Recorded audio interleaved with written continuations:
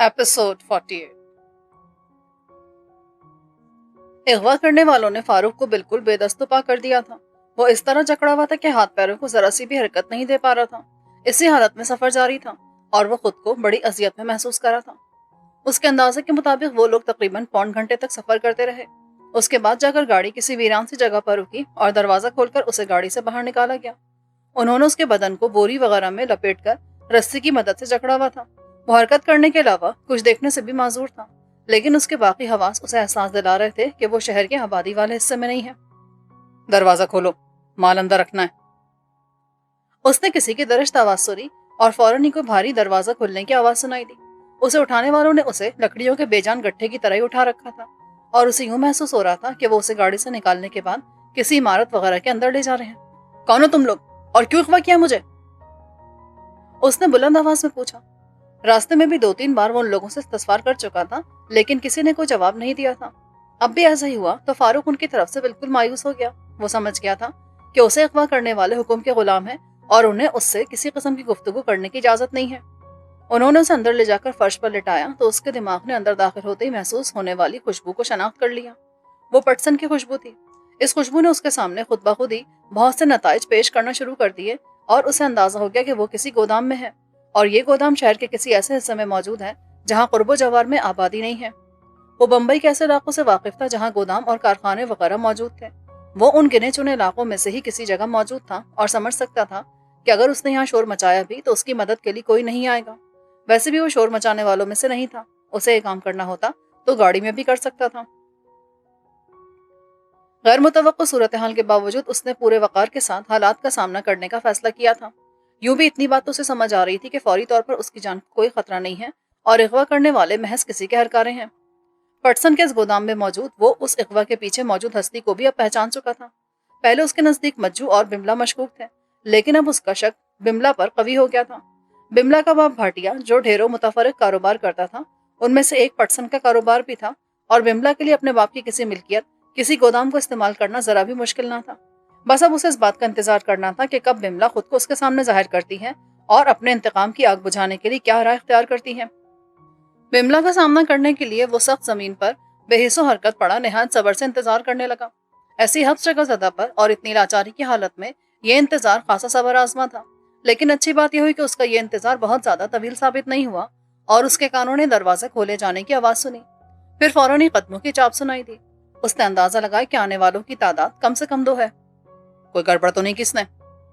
नहीं साहब, जब से दर आया चुपचाप पड़ा है।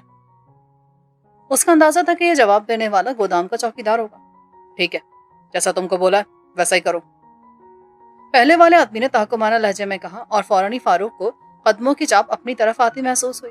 फिर उसको बंदिशें खोले जाने का एहसास हुआ। वो इतनी देर से एक ही हालत में बंधा पड़ा था कि उसका जिस्म सुन पड़ने लगा था और इस बात का इम्कान कम ही था कि वो बंदिशें खुलने के बाद फौरी तौर पर तेजी से हरकत कर सकेगा।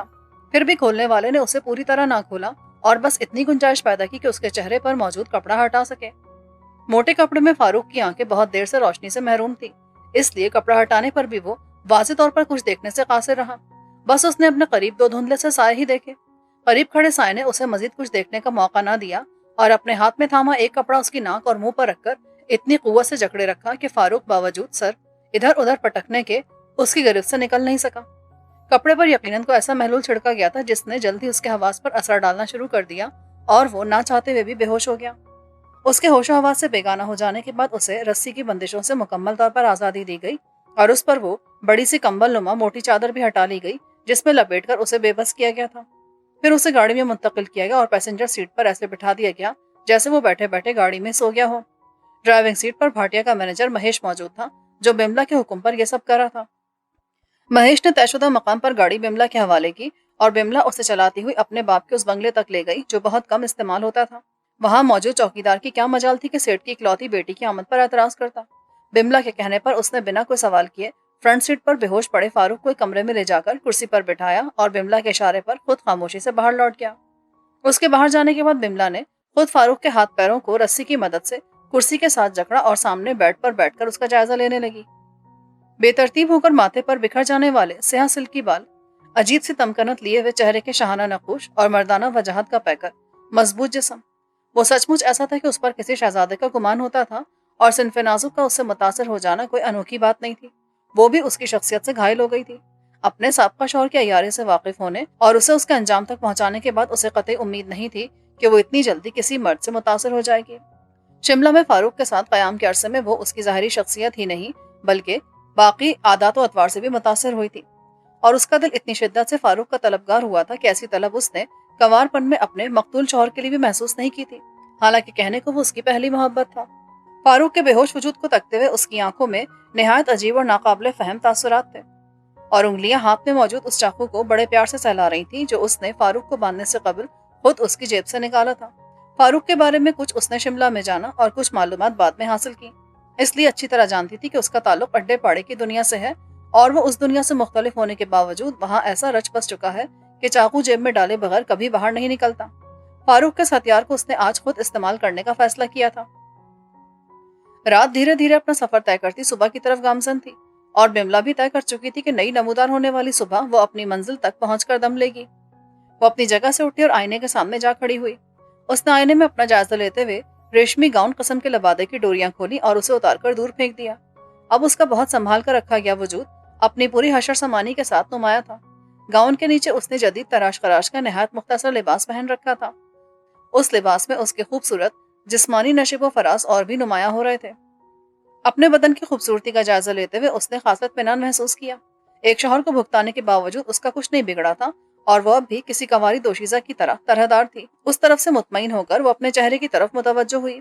وہ اچھے نقش و نگار کی مالک تھی، لیکن آئینہ دیکھتے ہوئے اسے اچانک چاند بانو کا چہرہ یاد آ گیا۔ چاند بانو قدرت کی صنائی کا ایک شاہکار تھی، اور ایسا حسن قسمت سے کسی کسی کو نصیب ہوتا ہے۔ چاند بانو کے عکس سے اپنا تقابل کرنے پر بملا کو اپنی خوبصورتی پھیکی لگنے لگی، اور بے ساختہ ہی اس نے اپنا بڑا سا ہینڈ بیگ کھول کر اس میں سے میک اپ باکس نکالا اور چہرے پر طبع آزمائی کرنے لگی۔ اسے میک اپ کا سلیقہ آتا تھا، چنانچہ جب اس کے مشاق ہاتھوں نے چہرے پر چلنا شروع کیا تو وہ نہایت عمدگی سے اس کے ایک ایک نقش کو سنوارتے چلے گئے۔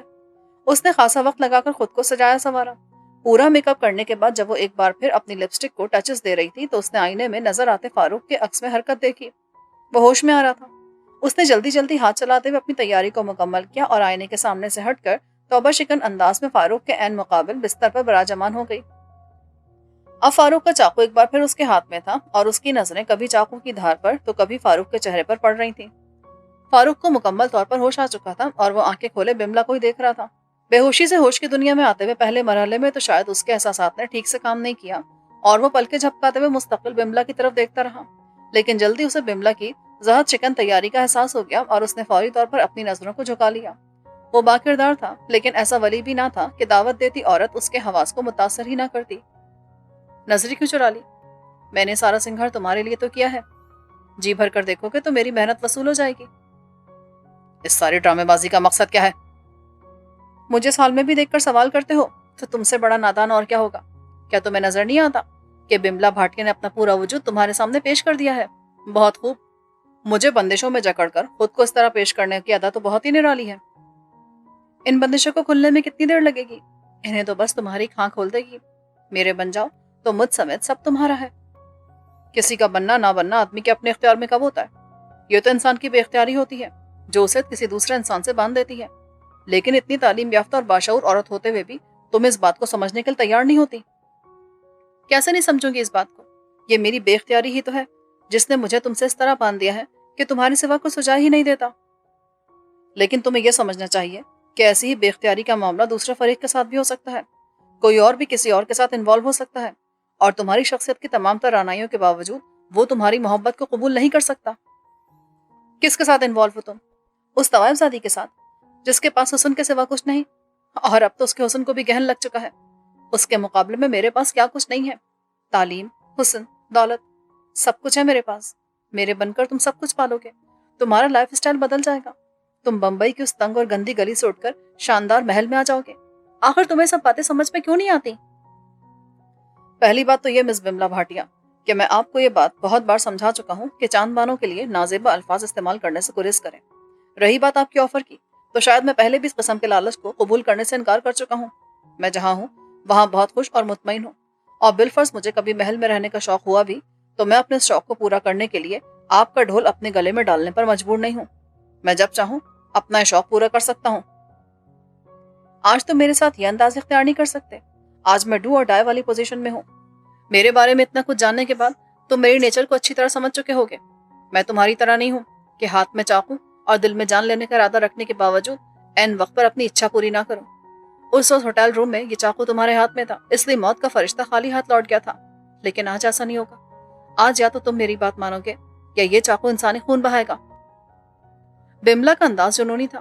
وہ فاروق کا چاقو اس کی نظروں کے سامنے لہرا لہرا کر بولتی ایسی حسین ناگن لگ رہی تھی جو کسی بھی لمحے ڈس لینے کو تیار ہو. فاروق کو پہلی بار صورتحال کی سنگینی کا حقیقی ادراک ہوا. واقعی بملا جیسی شدت پسند عورت کے لیے انسانی جان لے لینا کوئی ناممکن بات نہیں تھی. وہ اپنے سابقہ محبوب اور شوہر کو قتل کروا چکی تھی. اس نے چاندبانوں پر بھی قاتلانہ حملہ کروایا تھا.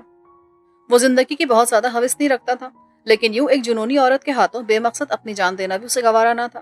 پھر ابھی تو اسے جولیٹ کے لیے بھی بہت کچھ کرنے کی فکر تھی. دیکھو، اس طرح کے معلومات ایسے طے نہیں پاتے بملا. یہ زبردستی کا سودا نہیں ہے. مجھے تم سے کوئی دلچسپی نہیں ہے تو تم مجھے زبردستی حاصل کر کے کیا پا سکو گی؟ مجھے زبردستی پا لینا تمہارے لیے نہ پانے سے زیادہ تکلیف دہ ہو جائے گا. اپنے تیش کو قابو میں رکھتے ہوئے اس نے اسے سمجھانے کی کوشش کا آغاز کیا. میرے لیے کیا اچھا ہوگا کیا نہیں، یہ میرا پرابلم ہے. بہتر یہی ہوگا کہ تم یہ سب کچھ مجھے سمجھانے کے بجائے اپنا آخری فیصلہ سناؤ، اور یہ سوچ کر سناؤ کہ تم صرف مجھے اپنانے یا نہ اپنانے کا فیصلہ نہیں سنا رہے ہو، بلکہ اس سمے زندگی اور موت کا فیصلہ کرنے والے جج ہو. تم اتنی باشعور ہو کر بچوں کی طرح برتاؤ کیوں کری ہو؟ ایسے فیصلے کھڑے کھڑے نہیں کیے جاتے. تمہیں مجھے کچھ وقت دینا چاہیے. نہیں، جو فیصلہ کرنا ہے ابھی کرنا ہے، ابھی اور اسی سمے. بس تم مجھے یہ بتاؤ کہ تمہارا فیصلہ کیا ہے، زندگی یا موت؟ وہ بستر سے اٹھ کر فاروق کے عین سامنے کچھ فاصلے پر آ کھڑی ہوئی اور کھلا ہوا چاقو اس کی آنکھوں کے سامنے لہرایا. اس کے اس دھمکی بھرے انداز پر فاروق اپنے دبائے ہوئے غصے کو دوبارہ ابھرنے سے روک نہ سکا.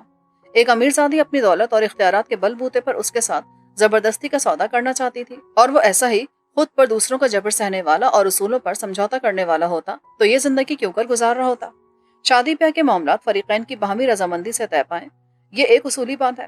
لیکن بملا کچھ سمجھنے کو تیار نہ تھی. اس نے بھی اسے سمجھانے کا ارادہ ترک کیا اور بغیر کسی لگی لپٹی کے تیز لہجے میں بولا، تمہاری یہی ضد ہے تو پھر سن لو، مجھے تمہارا ساتھ قبول نہیں ہے. تمہارے زبردستی کے ساتھ کے مقابلے میں میرا انتخاب موت ہے. تم چاہتی ہو کہ موت کا فرشتہ یہاں سے خالی ہاتھ نہ جائے، تو یوں ہی صحیح. تمہارے اس فیصلے کو میں اپنے من اور آتما کی گہرائی کے ساتھ سویکار کرتی ہوں، کیونکہ یہ میرے محبوب کا فیصلہ ہے. اس کا جواب سن کر خلاف توقع بملا کے چہرے سے جنونی تاثرات معدوم ہو گئے اور وہ گویا جانکنی کی کیفیت سے نکل کر حالت سکون میں آ کر دھیرے سے مسکرائی. فاروق کو اس ناقابل فہم عورت کی اس ادا پر زیادہ حیرت نہیں ہوئی. وہ اتنی سخت دل تھی کہ یوں ہی ہنستے ہنستے کسی کی بھی جان لے سکتی تھی. اس بار اگر وہ اس کا شکار تھا تو کیا عجب تھا.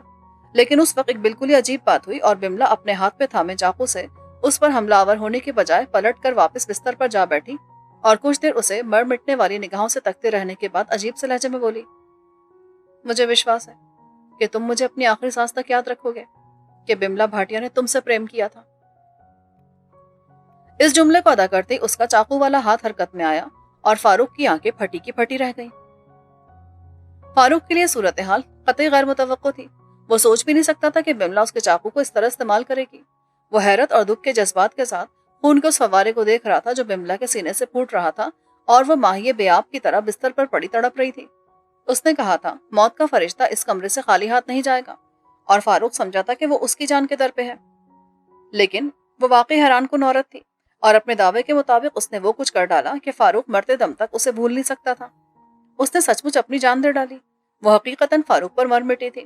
وہ اسے اس حد تک مطلوب تھا کہ اس کے انکار کے بعد اپنی انتہا پسند طبیعت کے باعث اسے زندہ رہنا ہی منظور نہ تھا. اس پاگل پن اور دیوانگی کو دل میں کیا مقام دیا جائے، یہ فیصلہ تو فی الحال فاروق نہیں کر سکتا تھا، لیکن صورتحال کی نزاکت کا اسے شدت سے احساس ہو گیا تھا. بملا کی حالت سے ظاہر تھا کہ وہ بس چند پل کی مہمان ہے، اور وہ اس کی لاش کے ساتھ یہاں پایا جاتا تو بہت جھنجٹ میں پڑ جاتا. تفتیش، وضاحتیں، قانونی موشگافیاں، جانے کن کن مسائل سے اسے نمٹنا پڑتا، اور وہ یہ سب نہیں چاہتا تھا. ابھی تو اسے دلدار آقا سے نمٹنا تھا. جولیٹ کے پیچھے جانے نہ جانے کا فیصلہ ابھی وہ نہیں کر سکا تھا، لیکن یہ طے تھا کہ وہ جولیٹ کے مجرم کو کسی صورت معاف نہیں کرے گا، اور اسے اس کے انجام تک پہنچانے کے لیے ضروری تھا کہ وہ خود آزاد رہے. یہ سب سوچ کر اس نے فوری طور پر وہاں سے نکل جانے کا فیصلہ کیا اور جدوجہد شروع کر دی. ہوش میں آنے کے بعد سے وہ مستقل بملا کے ساتھ گفتگو میں مصروف رہا تھا، اس لیے اسے اپنی بندشوں کی طرف توجہ دینے کا موقع نہیں ملا تھا. اب جو اس نے ان پر توجہ دی تو اسے احساس ہوا کہ اسے بہت اناڑی پن کے ساتھ کرسی سے باندھا گیا تھا. ظاہر ہے یہ کام بملا نے کیا تھا اور وہ ایسے کسی کام میں مہارت نہیں رکھتی تھی. اس نے ایک نظر بملا پر ڈالی۔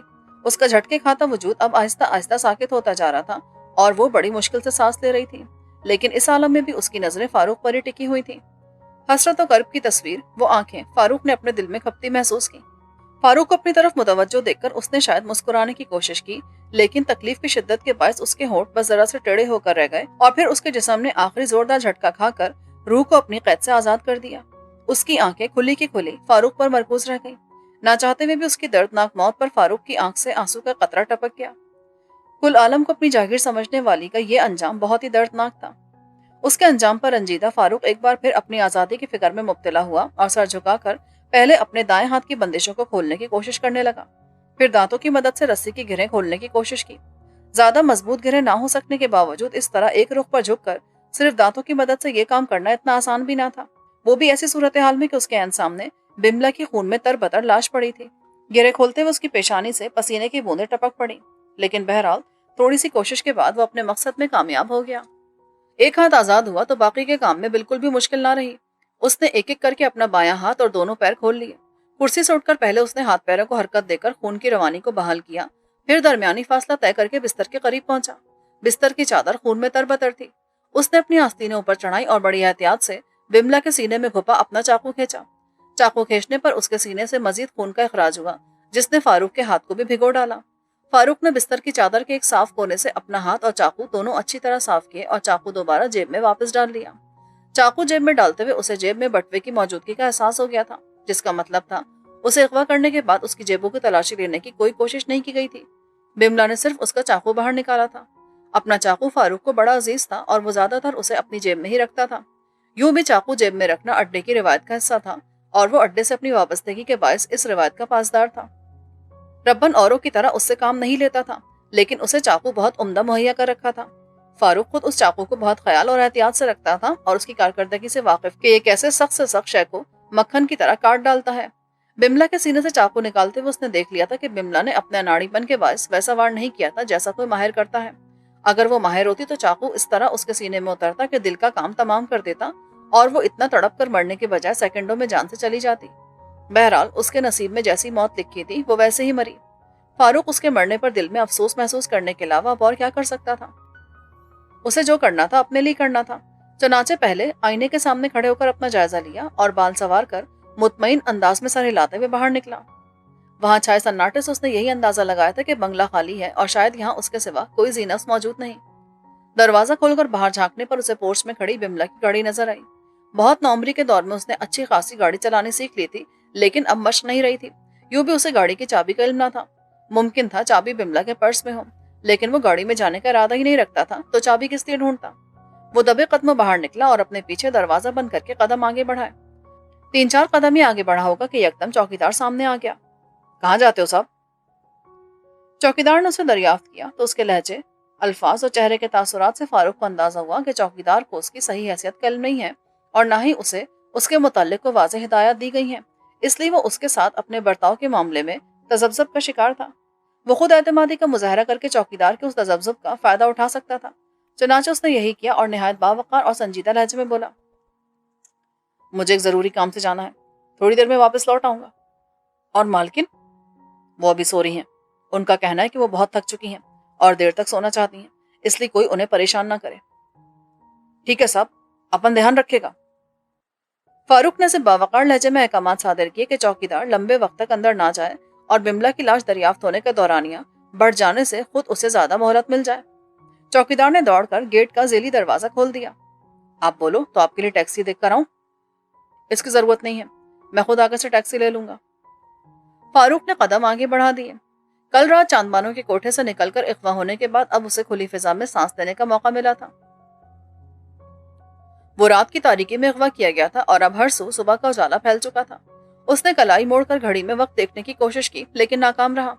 گھڑی بے شک موجود تھی لیکن وقت بتانے کے لائق نہیں رہی تھی۔ اس کا ڈائل اچھا خاصا برباد ہو گیا تھا۔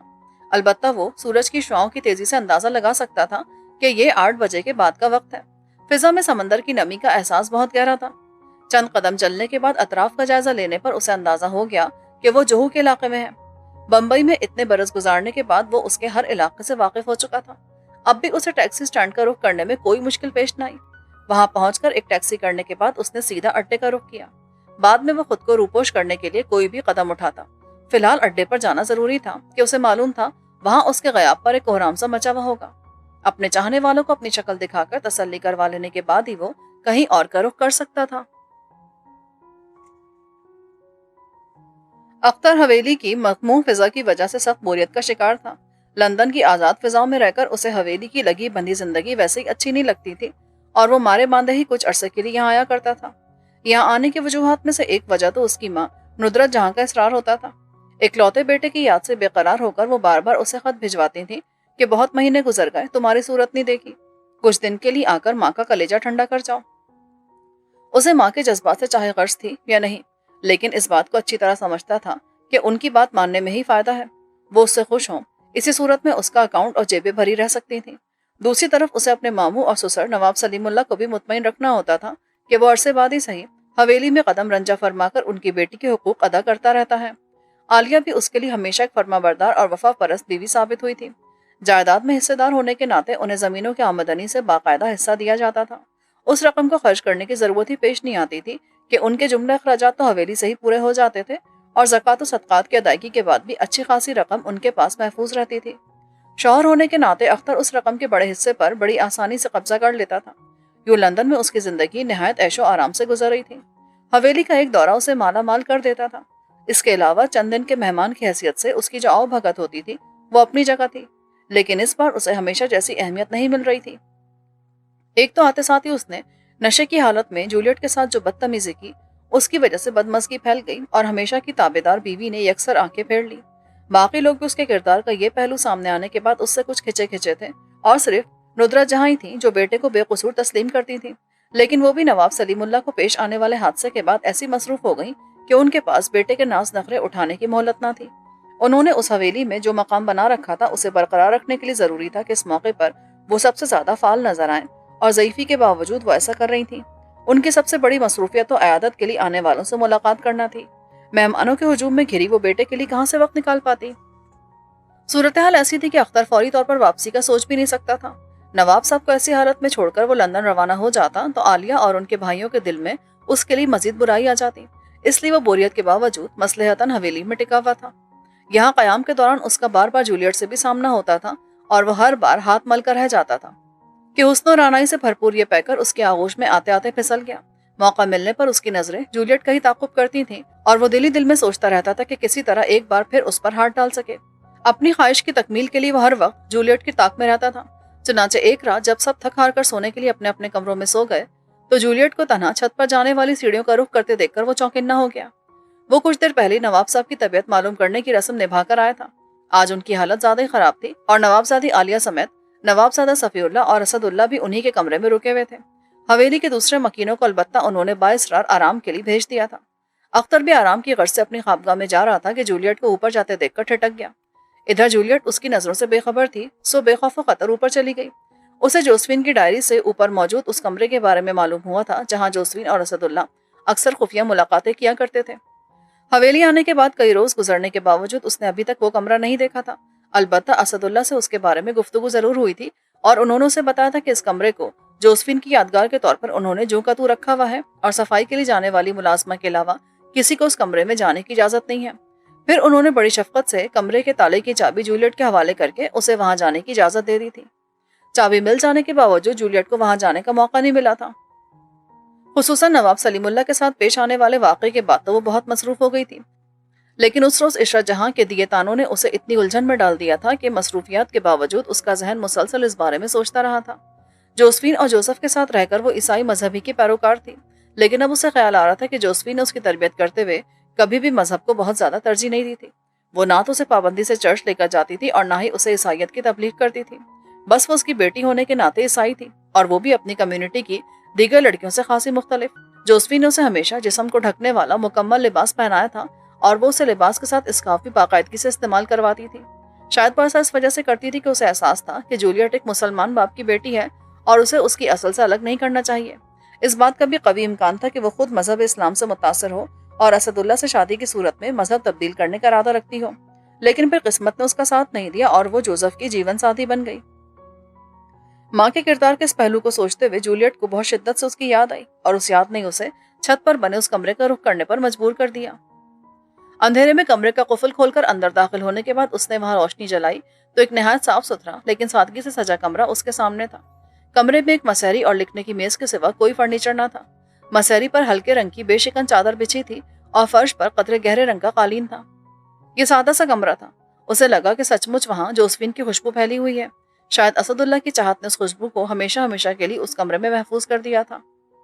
वो सहरज़दा कैफियत में चलते चलते उस बिस्तर पे जा बैठी और उस पर हाथ फेरने लगी। उसे लगा वहां अब भी जोसेफिन का लमिस और उसके जिस्म की हरारत मौजूद है। उसकी आंखों से 2 आंसू टपक गए। दुपट्टे के पल्लू से आंसू साफ करके वो उठी और लिखने की मेज के साथ रखी कुर्सी पर जा बैठी। असदुल्ला ने उसे बताया था कि लंदन से वो अपने साथ एक कैमरा लाए थे और उस कैमरे से उन्होंने दीगर अहले खाना के अलावा जोसेफिन की भी कुछ तस्वीरें उतारी थी। ये तस्वीरें एक एल्बम में महफूज मेज की दराज में थी। जूलियट ने मेज की पहली दराज खींची तो उसके नथनों से मसूर कुन खुशबू टकराई। उसने देखा दराज में फूलों के सूखे हुए गजरे, टूटी हुई चूड़ियों के टुकड़े और एक तय किया हुआ जनाना रुमाल रखा हुआ है। वो समझ सकती थी कि ये सारी चीजें जोसेफिन की हैं, जो असदुल्ला ने बहुत संभाल कर रखी हुई हैं। उसने दराज को आहिस्ता से बंद करके नीचे वाली दराज खोली। उस दराज में मखमली फोटो एल्बम मौजूद था। उसने एल्बम निकालकर मेज पर रखकर उसे खोला। पहली तस्वीर एक अधेड़ उम्र खातून की थी। तस्वीर ब्लैक एंड व्हाइट थी, फिर भी अंदाजा हो रहा था कि उन्होंने बहुत कीमती साड़ी और जेवरात पहन रखे हैं। जूलियट उनको जानती थी। उसने हवेली की दीवारों पर जो तस्वीर सजी देखी थी उनमें एक तस्वीर इन खातून की भी थी और उसे मालूम था कि ये उसकी दादी थी, जिन्हें यहाँ नवाब बेगम कहकर पुकारा जाता था। उससे अगली 2-3 तस्वीरें खानदान के अफराद के ग्रुप फोटो थे, जिनमें से बड़ों को तो वो पहचान सकती थी, अलबत्ता जो बहुत छोटे थे उन्हें शनाख्त करने में उसे दुश्वारी पेश आ रही थी। उसने सरसरी निगाह डाली और आगे बढ़ गई। उस वक्त उसे सबसे ज्यादा जोसेफिन की तस्वीर देखने की ख्वाहिश थी। अगले सफे पर उसकी ख्वाहिश पूरी हो गई। चूड़ीदार पजामे और कुर्ते में चुना हुआ दुपट्टा ओढ़े खड़ी जोसेफिन एक दुबली पतली और नाजुक सी नॉर्मल लड़की की सूरत में उसके सामने थी। उसे अपनी माँ की नौजवानी की तस्वीर देखना बहुत अच्छा लगा। तस्वीर में उसके चेहरे के जो तासुरात थे उनमें वो थोड़ी सी घबराई और थोड़ी शर्माई महसूस हो रही थी। यकीनन उसने पहली बार कैमरे का सामना किया था और फिर तस्वीर खींच भी असदुल्ला रहे थे, इसलिए उसकी ये कैफियत थी। इस तस्वीर को देखने के बाद उसने इस ख्याल से दूसरा वर्ग पलटा कि वहां भी जोसेफिन ही बड़ा जमान होगी, लेकिन गैर मुतवक्को तौर पर वहां एक 13-14 साल लड़की की तस्वीर थी। लड़के ने खेल का लिबास पहन रखा था और हाथ में हॉकी स्टिक थी। तस्वीर खिंचवाते हुए वो बहुत एतमाद से मुस्कुरा रहा था। उसकी आंखों में भी खुद एतमादी और जहानत की झलक थी। इस तस्वीर को देखकर वो उलझन और तजस्सुस से मुब्तला हो गई। उसने इतने अरसे में खानदान के तमाम अफराद की मुख्तलिफ अदवार की तस्वीरें देख रखी थी, लेकिन ये लड़का उसे इन तस्वीरों में कहीं दिखाई ना दिया था। उसके बावजूद वो उसके लिए शनासाई महसूस कर रही थी।